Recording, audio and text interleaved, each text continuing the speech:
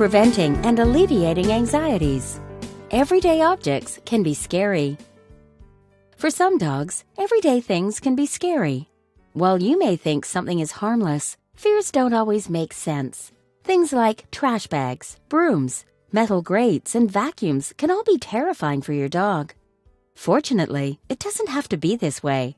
If we take the time to understand our pet and her fear, we can help manage it. Sometimes fears can result from a bad experience that happened when your dog was a puppy. Sometimes it is simply a lack of experience. If your dog has not seen something before, she might be understandably wary until she determines if it is safe. Fears can also become generalized. A fear of a vacuum could become a fear of other household machines, like blenders or hair dryers. Recognizing your dog's signs of distress is the first step to understanding her fear. Please see our video on Dog Body Language 101 to better understand how your dog communicates.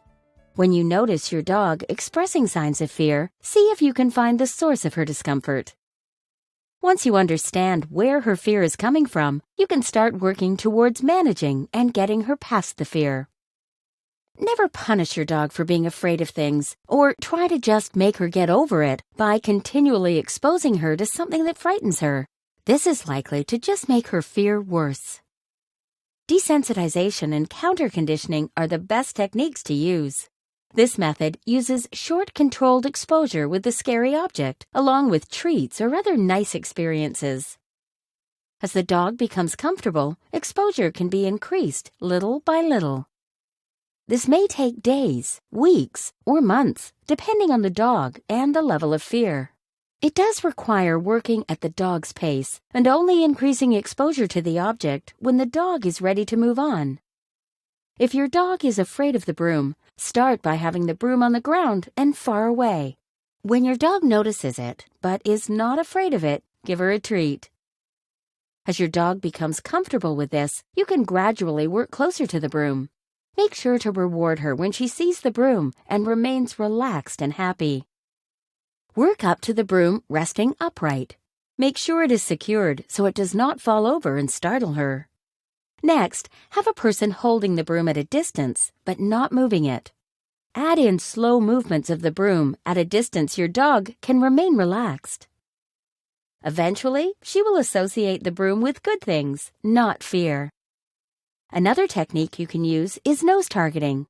This is useful for fears of inanimate objects like spray bottles or a planter. Anything novel that might be out in the environment could cause fear in some dogs. Targeting teaches your dog to touch her nose to an object, giving her a predictable way to interact with the world around her. Start by placing your hand about 1 to 2 inches from your dog's nose. As soon as she goes to sniff your hand, click or say yes in an upbeat tone to mark the behavior of her nose touching your hand. Then give her a small, yummy treat. Repeat this sequence several times to build the association for your dog. After 10 or so times, and you are certain she will touch her nose to your hand, begin adding a cue word, touch or target, just before you offer your hand. Repeat this sequence as well. As your dog targets your hand more predictably, start holding it out in other ways, such as to the other side or slightly up or down. Hold items in your hand that your dog is not afraid of and ask her to target them. Repeat this process with at least 10 different, non-frightening items.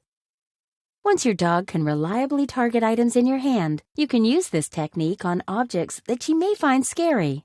If your dog is afraid of spray bottles, have her target the bottle and pair it with lots of treats. You might have to start with the bottle on the ground rather than in your hand. Eventually, your dog will begin to associate the bottle with good things and not fear. If you give your target cue and your dog chooses not to touch the item, this is information that she might be too afraid of the object. Never force her or reprimand her for choosing not to target an object. Simply adjust what you are asking her to do and make it easier so she can be successful and build up her confidence again. With a little patience and understanding, you and your dog can conquer a fear of objects and lead a happier, less stressful life. That is what being in a fear-free, happy home is all about.